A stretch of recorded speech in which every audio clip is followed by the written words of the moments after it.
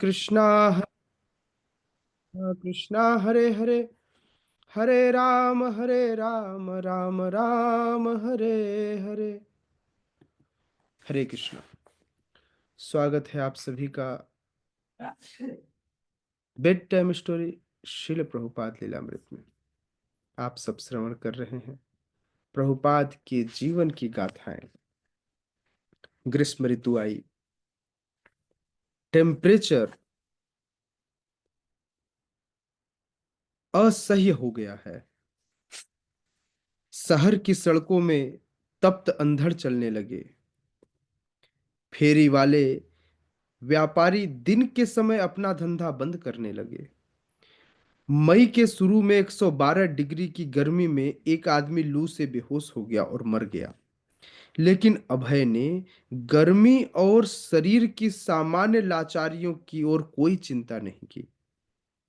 एक दिन back to God head का नगर के ग्राहकों में विभिन्न स्थानों पर वितरण करते समय अभय गर्मी के कारण अचानक लड़खड़ाने लगे और लगभग बेहोश से हो गए। ठीक उसी समय उनका एक परिचित, जिससे प्रचार के सिलसिले में उनकी पहले कभी भेंट हुई थी, अपने कार में उधर से गुजर रहा था। तुरंत अभय को ले जाकर डॉक्टर के पास लेकर गया। डॉक्टर ने इलाज किया और बताया कि उन्हें लू लग गया है। उन्हें आराम करने को कहा। यह बात थी मई में। 20 जून को अभय ने अपनी पत्रिका का उस वर्ष का 8वां अंश प्रकाशित किया। उसके मुख पृष्ठ पर मुद्रित लेख में भौतिकतावादी पारिवारिक जीवन और पारिवारिक जीवन का मिथ्या त्याग दोनों की निंदा की गई थी। पता है क्या किसकी निंदा की गई थी? सबसे पहला तो केवल परिवार का पालन पोषण करना, इसकी निंदा की गई थी। और कुछ लोग अननेसेसरी अपने परिवार से त्याग का नौटंकी करते हैं कि मैंने अपने परिवार को त्याग दिया है। दोनों बातें एक साथ। जब उनको घर का त्याग किए और वानप्रस्थ आश्रम स्वीकार किए लगभग 2 वर्ष हो गए थे, ऐसा लगता था पारिवारिक जीवन पर उनकी टिप्पणियां आत्मचरितार्थ भी थीं। वे वही बता रहे थे जो उनके जीवन में घटी थी और धर्म ग्रंथ सम्मत भी थे। उन्होंने श्रीमद् भागवत से प्रहलाद महाराज का एक कथन उद्धृत किया। पता है क्या? प्रहलाद महाराज श्रीमद् भागवतम में कहते हैं, गृहस्थ आश्रम की दुश्चिंताओं से जिनका मन हमेशा अशांत रहता है, उन्हें चाहिए कि ऐसे घोर नरक जैसे अस्थायी घर पारिवारिक जीवन का त्याग कर दें। उनके लिए आत्महंता जैसा है और वन में जाकर भगवान के चरण कमलों के शरण लें। प्रहलाद महाराज कहते हैं, जिन व्यक्तियों का मन सदैव अपने घर अपने परिवार के बारे में सोचकर अशांत रहता है, उन्हें चाहिए कि तुरंत अपने नर्क जैसे घर का त्याग कर दें। किसका त्याग कर दें? नर्क जैसे घर का। हालांकि उस घर का त्याग करना अपने आप को मारने जैसा था। उस घर का त्याग करना क्या था? अपने आप को मारने जैसा, आत्महंता जैसा। निश्चित रूप से जो व्यक्ति ब्रह्मचारी बनता है, वो अपने जब घर को छोड़कर आता है तो वह एक तरह से अपने आप को आत्महंता, अपने आप को मारकर ही आता है। या फिर जो भी व्यक्ति अपने सामाजिक जीवन को छोड़कर पारिवारिक जीवन को छोड़कर भगवान की भक्ति में लग जाता है, कहीं ना कहीं अपने एक स्वरूप को मारता है, आत्महंता। तो प्रहलाद महाराज भी यही कह रहे हैं कि उस व्यक्ति के लिए आत्महंता जैसा होगा। तो ऐसा आत्महंते को जो स्वयं को मारकर क्या करना चाहिए? बोले एकांत में वन में जाकर के भगवान का भजन करना चाहिए, उनके चरण कमलों की शरण ग्रहण करनी चाहिए। और उन्होंने स्वीकार किया कि परिवार की व्यवस्था करना एक साम्राज्य की व्यवस्था करने से भी कठिन है। प्रभुपाद कहते हैं, हो सकता है एक साम्राज्य को बड़ी आसानी से संभाला जा सके, लेकिन परिवार को संभालना, बाप रे बाप। बोले एक साम्राज्य से भी अधिक खतरनाक है। लेकिन वास्तविक त्याग के भाव के बिना गृहस्थ जीवन छोड़कर वन में रहना वानर त्याग के जैसा है। जब तक आपके अंदर पूर्ण रूप से विरक्ति ना आए और आप यूं ही सनक में छोड़कर चले जाएं, तो एक वानर जैसे छोड़ के जाता है फिर आकर घर में लग जाता है, फिर छोड़कर जाता है फिर आकर घर में लग जाता है, बिल्कुल ऐसा ही है। तो यह प्रवृत्ति किसके जैसी है? बंदरों जैसी। तो प्रभुपाद इस बात की निंदा भी करते हैं। वन में बहुत से वानर हैं जो नंगे रहते हैं, फल खाते हैं, लेकिन वानरियों के साथ रहते हैं। सच्चा उपचार तो भगवान के चरण कमलों की सेवा करने में है। उसी से जीवन की सारी दुश्चिंताओं से मुक्ति मिलती है। उसी से भगवान का दर्शन सदा और सर्वत्र होता है। इसलिए सच्चा विरक्त जीवन वन में गए बिना भी संभव है। गृहस्थ के वेश में रहकर भी दुश्चिंताओं से मुक्त हुआ जा सकता है, यदि आप अपने आप को भक्ति में लगा कर रखें। कोई जरूरी नहीं है कि हमेशा आपको ब्रह्मचारी बनकर रहना है या इस तरह से लाल कपड़े में बैठना है। आप गृहस्थ में रहकर भगवान की सेवा करते हुए बड़ी आसानी से भक्ति करते हुए भी रह सकते हैं। 1 सितंबर 1 सितंबर को संयुक्त राज्य के राष्ट्रपति आइजनहोवर ने सोवियत रूस द्वारा 10 लाख टन टीएनटी के बराबर अणु बम के गोपनीय परीक्षण की भर्त्सना की। भर्त्सना मतलब बुराई की। और उसके शांति के दावों की हंसी उड़ाई। मध्य पूर्व में नासिर ने स्वेज नहर का राष्ट्रीयकरण कर दिया, जिसमें एक अंतरराष्ट्रीय संकट पैदा हो गया। 20 सितंबर को 81 राष्ट्रों के 81 देशों के प्रतिनिधि अणु शक्ति के शांतिपूर्ण उपयोग के लिए एक नया अंतर्राष्ट्रीय संगठन बनाने के उद्देश्य से संयुक्त राष्ट्र में इकट्ठा हुए। अभय ने पत्रों के खबरों की कुछ सुर्खियां देखी और अपने मिलने वाले को इन नवीनतम समाचारों के बारे में बातचीत करते हुए सुना। उन्होंने उनसे स्पष्ट कहा कि बिना कृष्ण भावनामृत के, बिना कृष्ण भावना के राजनीतिज्ञों के सहयोग के वादे केवल मृग मरीचिका जैसे लगेगा कि बस अभी घर मिलने वाला है, प्रधानमंत्री योजना है, आपके लिए घर बनकर आपके पास आ जाएगा, लेकिन आएगा नहीं। मृग मरीचिका है। क्या है? मृग मरीचिका है। भक्ति सिद्धांत साई ठाकुर ने कहा था। कौन कह रहे हैं? अभय कह रहे हैं। यदि केवल एक व्यक्ति भी सच्चा भक्त बन जाए, हजार नहीं, लाख नहीं, कितना? एक व्यक्ति। यदि एक व्यक्ति भी सच्चा भक्त बन जाए तो उनका मिशन सफल हो जाएगा। लेकिन अभय कभी कभी अपने को पराजित सा अनुभव करने लगते, जब उन्हें विचार आता कि वे कितने छोटे हैं, कृष्ण की ओर से उन्हें कितना अधिक कार्य करना पड़ता था, और एक भी प्रतिबद्ध आत्मा ने नया विश्वास पैदा करना कितना कठिन था। भक्त बनाना कितना मुश्किल है, एक व्यक्ति का भरोसा जीतना भी। एक व्यक्ति, आपको लगता है आपने भरोसा जीत लिया है और बाद में वही व्यक्ति भक्ति छोड़ दे, तो आपके हृदय में कितना कष्ट होगा। भक्ति सिद्धांत से ठाकुर कह रहे हैं कि एक व्यक्ति भक्त बन जाए तो पूरा मूवमेंट सफल है, और अगर एक व्यक्ति भक्ति छोड़ दे तो, है ना, जिस व्यक्ति के ऊपर आपने पूरा भरोसा किया कि ये भक्ति करेगा, वो छोड़ दे तो आपको कितना कष्ट होगा। प्रभुपाद इसीलिए दुखी थे। वे दुखी थे कि अभी तक एक भी ऐसा व्यक्ति नहीं मिला जिससे मैं कह सकूं कि यह भगवान की सेवा में पूर्ण रूप से संलग्न होगा। आज से नहीं, वर्षों से प्रयासरत थे प्रभुपाद। 2 वर्ष तो उनको घर छोड़े हो गया था, और जब वो अपना बिजनेस करते थे तब से ही प्रचार कर रहे थे, कथा कर रहे थे, कीर्तन कर रहे थे। प्रभाकर मिश्र को उन्होंने अपना पहला शिष्य भी बनाया था लीग ऑफ डिवोटीज में, लेकिन प्रभाकर मिश्र भी उनके साथ ना आया, वे तो वहीं थे। तो इस प्रकार से हम देख सकते हैं कि किस तरह प्रभुपाद ने एक लंबे अरसे तक एक एक भक्त का इंतजार किया है। सब्र का फल सदैव मीठा होता है। प्रभुपाद इस समय अनेकों बार रोए हैं। प्रभुपाद अनेकों दिन तक, आपको इस बात का भरोसा नहीं होगा, प्रभुपाद रात को सोते सोते तो केवल कब थे? रात 10 से 12, उसमें भी कई बार उठकर बैठ जाते, उनको नींद ना आती और उठकर रोने लगते। इस्कॉन बनने के बाद भी, इस्कॉन से पहले तो थे, इस्कॉन बनने के बाद भी। अभी इसकी इस घटनाओं की अभी वर्णन आगे हम जितने प्रकरण सुनेंगे उसमें आएगा। तो इस प्रकार से प्रभुपाद दिल्ली में अकेले घूम रहे थे, प्रचार कर रहे थे, प्रयास कर रहे थे, लेकिन उनके हाथ में सफलता नहीं लग रही थी। आइए प्रभुपाद के जीवन के नए प्रकरण की ओर बढ़ते हैं, जिस प्रकरण का नाम है वृंदावन का एक निवासी। सुनेंगे आप लोग? तो वृंदावन के एक ऐसे निवासी। हाँ। इंजन के पीछे पीछे यात्रियों के डिब्बे लगभग चुपचाप आगे बढ़ते रहे। पटरियों पर छक छक छक छक की धीमी लय से गाड़ी स्टेशन के बाहर हुई। माल गोदाम, झुग्गी झोपड़ी, पुरानी दिल्ली के किले, निजामुद्दीन के कूड़े के ढेर, जिनके ऊपर सैकड़ों कौवे और गिद्ध मंडरा रहे थे, और तब संगमरमर के गुंबदों वाली लाल बलुआ पत्थर की एक मस्जिद को पार करती हुई वह आगे बढ़ती हुई। अभय एक तीसरे दर्जे के डिब्बे में बैठे थे। उनका सामान नीचे रखा था। उन्होंने देखा कि मजदूर हाथ में एक ट्रंक, धातु के बने टिफिन के लंच के डिब्बे लिए हुए रेल की पटरियों के पास से जा रहे थे।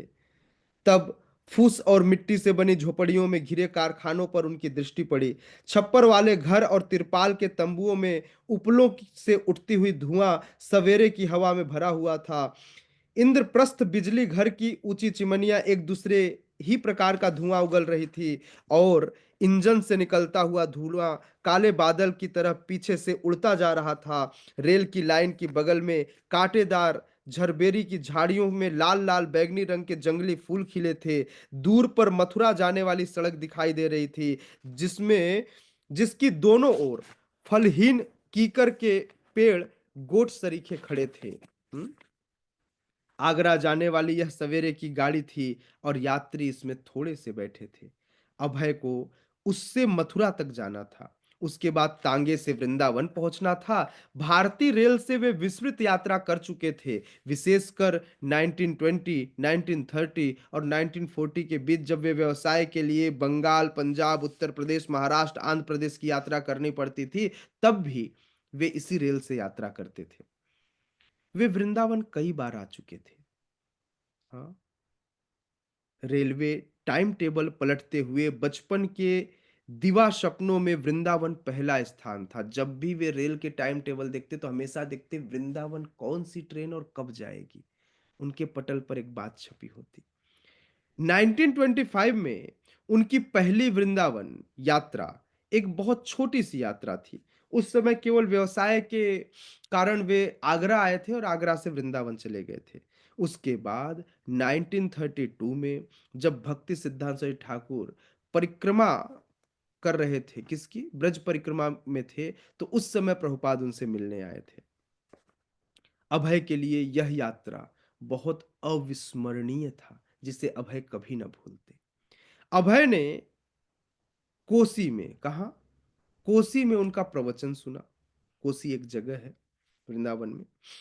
और भक्ति सिद्धांत ने लक्षित किया कि ये जो अभय है ना, ये हमेशा मेरी वाणी सुनने में रुचि लेता है।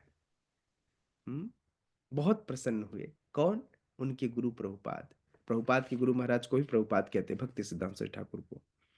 और 3 वर्ष बाद अपने आध्यात्मिक गुरु के साथ पुनः वे राधा कुंड में मिले। वृंदावन की तीसरी यात्रा। हम्म। लेकिन इस तरह निवास करने के लिए पहले कभी नहीं गए थे। आज तो यह मन में ठान कर आए थे कि मैं वृंदावन में निवास करूंगा। साधारण सफेद धोती पहने हुए, माला की थैली में जप की गुरियों पर उंगलियां घुमाते हुए और भगवान के पवित्र नाम का चुपके से कीर्तन करते हुए अभय ने खिड़की से बाहर देखा। रेलगाड़ी फरीदाबाद के घने झुरमुटों को पार करती हुई खेतों के बीच पहुंची। कहीं गेहूं, कहीं दाल, कहीं गन्ने के खेत रेलवे लाइन के किनारे से आधे मील तक फैले हुए थे। खेतों के बाद जहां तक भी नजर जाती, ऊसर सूखी भूमि का विस्तार था। गाड़ी की रफ्तार तेज हो रही थी। गांव के बाद गांव पीछे छूटते जा रहे थे। दिल्ली से 1 घंटे की यात्रा के बाद जमीन समतल और खुली मिलने लगी। बीच बीच में छोटे गांव थे। कभी कभी अभय को कोई विचित्र पुराना मंदिर दिख जाता, लेकिन अधिकतर फैलाव तो समतल भूमि का ही था। कहीं ऊसर जिस पर कुछ ताड़ के पेड़ खड़े मिलते, तो कहीं जोते बोए हुए सिंचित खेत, ऊपर नीले आकाश और उसमें धधकते हुए सूर्य का राज था। बहुत समय से अभय की इच्छा वृंदावन में रहने की थी। अब उनके मार्ग में कोई बाधा नहीं रह गई थी, न तो परिवार साथ था और न ही कोई और कार्य। उनका प्रयोजन वही बना रहा कि कैसे बैक टू गॉड हेड को और छपवाया जाए और लोगों तक वितरित किया जाए। किंतु रहना उन्हें वृंदावन की शरण में था, अब वे दिल्ली में नहीं रहना चाहते थे। उनके मन में केसी घाट के निकट वंशी गोपाल जी मंदिर के ऊपर का कमरा था। कहां? फिर से केसी घाट के निकट वंशी गोपाल जी मंदिर के ऊपर एक कमरा वो पहले से देख कर आए थे कि कहीं कभी मेरा मन हुआ तो मैं यहां आकर रुकूंगा, जहां से लगभग सारा वृंदावन दिखाई देता था।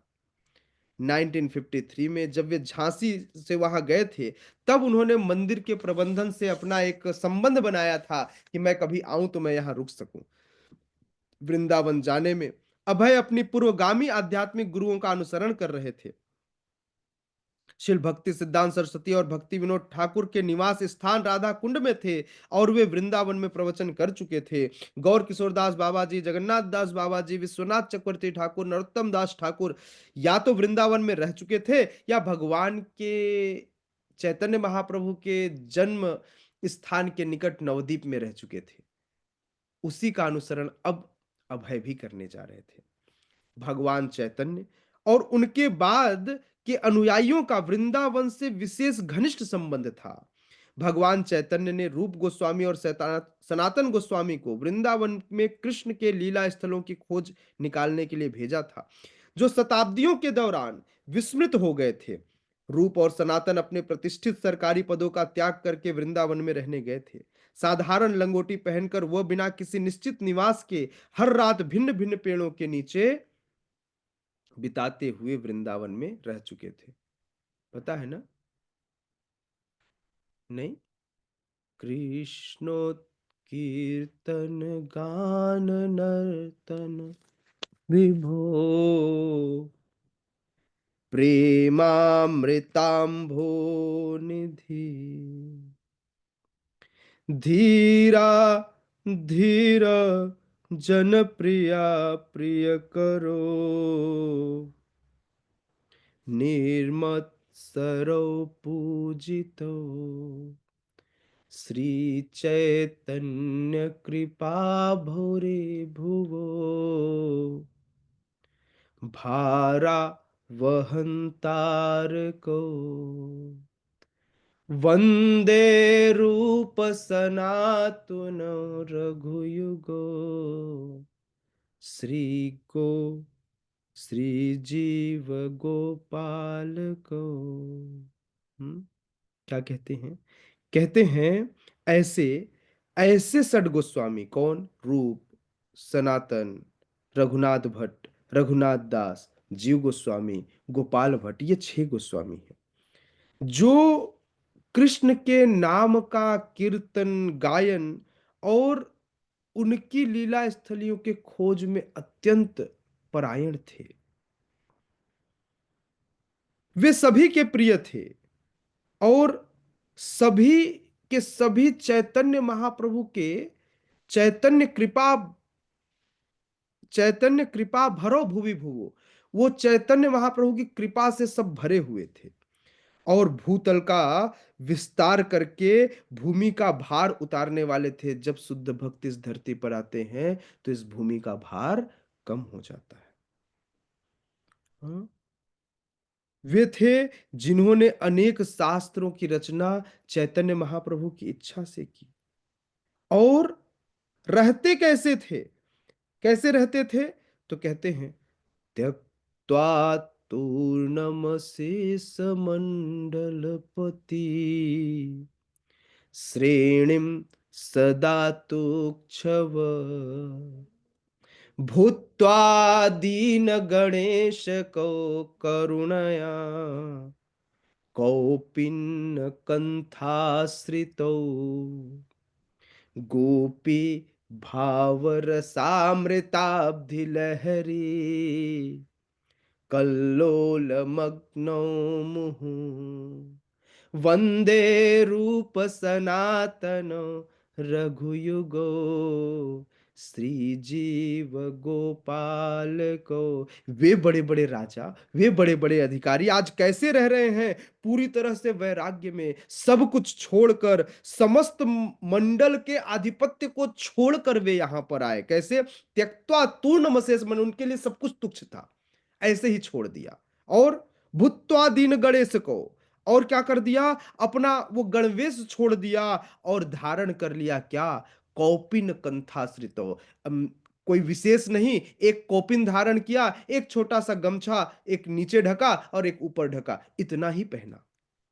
हाँ? गोपी भाव रसामृताब्धि लहरी, और सदैव गोपियों की तरह, जिस तरह से गोपियां भगवान श्री कृष्ण के प्रेम में रहती थीं, सदैव उसी तरह वे क्या करते? वे उसी तरह से रहते, बड़े आनंद पूर्वक उसमें निमग्न रहते, जैसे कोई कोयल का आवाज आ रहा हो, वैसे कल्लोल मग्नो मुहुः, एकदम हृदय से वे उसमें हमेशा वासित रहते, उसमें मग्न रहते। हम्म। कभी ऐसा नहीं होता कि कोई एक जगह पर वो कुटिया बनाकर रहते, कभी वृंदावन के इस पेड़ के नीचे, तो कभी उस पेड़ के नीचे। उनके लिए हर पेड़ उनका घर था। जहां रात होती उस पेड़ के नीचे अपना वे घर बना लेते, और इस प्रकार से पूरे ब्रज में भगवान की नित्य लीला स्थलियों की उन्होंने स्थापना की। ऐसे थे हमारे सद गोस्वामीगण। खैर, उनके बारे में कितना कहें, जितना कहें उतना कम है। हम्म। तो अभय का जीवन, अभय का जीवन आगे बढ़ता रहा। अभय आगे बढ़ते रहे और पहुंच गए वृंदावन धाम। समस्त आचार्यों का अनुसरण करते हुए जो उन्होंने सिखाया, कैसे भक्ति में जीवन में आगे बढ़ना है, तो वे भी अपने तपोस्थली के रूप में उन्होंने वृंदावन को चुना।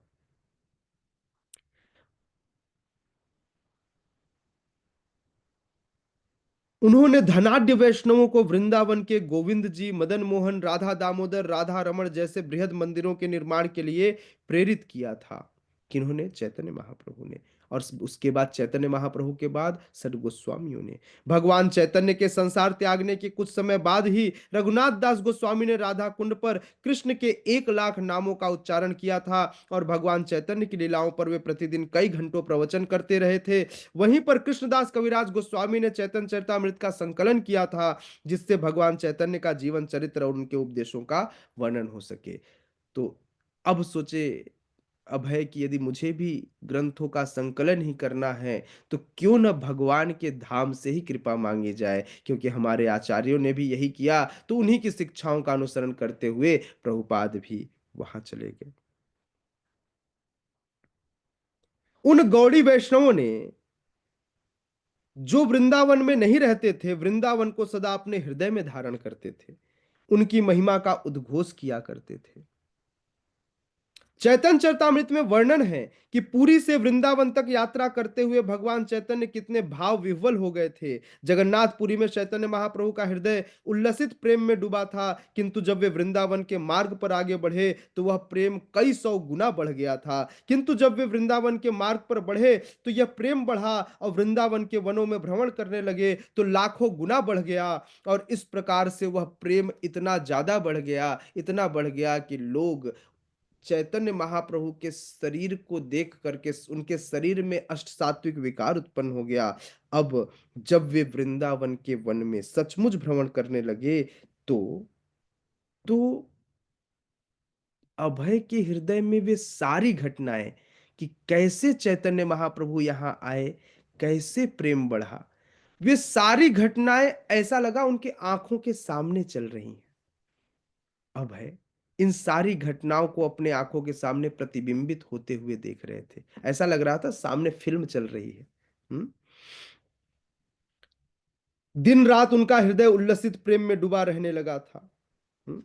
वृंदावन भगवान कृष्ण के शाश्वत अध्यात्म लोकों का लौकिक रूप है, जिसमें जिसका वर्णन स्वयं भगवान ने भगवत गीता में किया है। क्या वर्णन किया है? कहते हैं, एक अन्य प्रकृति है जो शाश्वत है और प्रकट और अप्रकट पदार्थ से परे है, उसका नाश कभी नहीं होता, वह परम लक्ष्य है। जब कोई वहां पहुंच जाता है तो वहां से कभी कोई वापस नहीं आता, वह मेरा परम धाम है। तो हर व्यक्ति को कहाँ जाने का प्रयास करना चाहिए? भगवान के परम धाम जाने का प्रयास करना चाहिए, क्योंकि वही एक ऐसी जगह है जहाँ जाने के बाद वापसी नहीं है, नो रिटर्न टिकट। हुँ? आवश्यक नहीं है, सब लोग वहीं मिलेंगे, है ना? ठीक है, जो ज पहले पहुँच जाना इंतज़ार करना, हाँ? और मेरे लिए भगवान से प्रार्थना करना, ठीक है? कृष्ण सच्चिदानंद लीलाओं का और उनके धाम गोलोक वृंदावन का वर्णन बहुत से वैदिक ग्रंथों में किया गया है। मैं आदिदेव, आदि सृष्टिकर्ता गोविंद की आराधना करता हूँ, जो आध्यात्मिक रत्नों से निर्मित धामों में रहते हैं, जहाँ वे लाखों कल्प वृक्षों से आच्छादित और सहस्त्रों लक्ष्मियों या गोपियों से बड़ी श्रद्धा और प्रेम से सेवित कामनाओं की पूर्ति करने वाली गौओं को चराते हैं। कौन सा श्लोक है ये जिसका अर्थ ये लिखा हुआ है? बताइए, कौन बताएगा? कौन सा श्लोक है ये? हम्म, कोई तो बताओ, कौन सा श्लोक है? अरे ब्रह्म प्रभु जी संहिता। क्या बोले सुनने। अभी जो मैं अर्थ बता रहा था कि मैं आदि देव, आदि कर्ता गोविंद की आराधना करता हूँ, जो आध्यात्मिक रत्नों से जो आध्यात्मिक रत्नों से निर्मित धामों में रहते हैं, जहां वे लाखों कल्प वृक्षों से आच्छादित और सहस्त्र लक्ष्मियों या गोपियों से बड़ी श्रद्धा और प्रेम से सेवित कामनाओं की पूर्ति करने वाले गौओं को चराते हैं। यह कौन सा श्लोक है जिसका अर्थ यहाँ पर लिखा गया है? नहीं पता? हम बहुत बार इस श्लोक को पढ़ते हैं। किसमें? ब्रह्म संहिता में। चिंतामणि प्रकर सद्म सुकल्प वृक्ष लक्षावृत्तेषु सुरभिरभिपालयन्तम् लक्ष्मी सहस्र शत संभ्रम सेव्यमानम् गोविंदमादिपुरुषं तमहं भजामि। हम्म? तो इस प्रकार से इसका अनुवाद करते हुए उस वृंदावन धाम की महिमा प्रभुपाद गा रहे थे। वह देख पा रहे थे, शायद उनको वह सब कुछ जो हमारी इन भौतिक आंखों से नहीं दिखता, वह हमारे आचार्यों ने भी देखा, और अभय जब वहां पहुंचे तो उन्होंने भी वहां पर देखा। वृंदावन में वास करने और मरने से भक्त का शाश्वत आध्यात्म लोक में पहुंच जाना निश्चित हो जाता है। वृंदावन के निवासी, यहां तक कि वहां के पशु भी महान हैं, जीवन के अंत में उनका स्थानांतरण गोलोक वृंदावन हो जाएगा। इसलिए ब्रह्मा जी ने भी प्रार्थना की है कि वे वृंदावन के सीमांत पर दुर्वा दल के रूप में जन्म पाए। वे भी चाहते थे मैं घास बन जाऊं, कौन सी? दुबी घास, जिसमें पवित्र भक्तों की चरण रज उन्हें पवित्र बना दे। जब भक्त लोग उनके ऊपर चढ़े तो वे भी क्या हो जाए? पवित्र हो जाए। और वैष्णव शास्त्रों में ऐसा उल्लेख है कि वृंदावन की अल्पकालीन यात्रा से भी कोई अपने हृदय में परम भगवान की अनुभूति कर सकता है। यदि कोई वृंदावन की यात्रा करता है तो भगवान की अनुभूति उसे हो जाती है। श्री चैतन्य चरितामृत का कथन है, भगवान कृष्ण के दिव्य शरीर की भांति गोकुल सर्वव्यापक अनंत और सर्वोपरि है। नीचे ऊपर सर्वत्र अबाध विस्तार है। भौतिक जगत में उस दिव्य लोक का दर्शन भगवान कृष्ण की इच्छा से होता है। वह मूल गोकुल से अभिन्न है। वे दो अलग अलग लोक नहीं हैं। वहां की भूमि चिंतामणि है और वहां के वनों में कल्प वृक्षों का बाहुल्य है। यद्यपि भौतिक चक्षुओं से वह सामान्य लगता है, कृष्ण भावनामृत की साधना के लिए आदर्श स्थान ब्रजभूमि या वृंदावन है, जहाँ के लोग स्वाभाविक रूप से कृष्ण प्रेम करते हैं और कृष्ण स्वभावतः उनसे भी प्रेम करते हैं। तो कभी भी हमको जो इस धरा धाम पर ब्रज धाम उपस्थित है, इसे सामान्य नहीं मानना चाहिए। इस ब्रज धाम में यहाँ के गोकुल और वहाँ के गोकुल में कोई अंतर नहीं है। दोनों कैसे हैं? दोनों के अंदर कोई अंतर नहीं है। दोनों के अंदर कोई अंतर नहीं है, दोनों एक समान है, उस जगह पर भी और इस जगह पर भी। बहुत बहुत धन्यवाद आप सबका उपस्थित होने के लिए। सुनते रहिए Prabhupada Lilamrita bed time story में। जगत गुरु श्रील प्रभुपाद की जय। निताय निताय गौर प्रेमानंदे। हरि हरि बोल।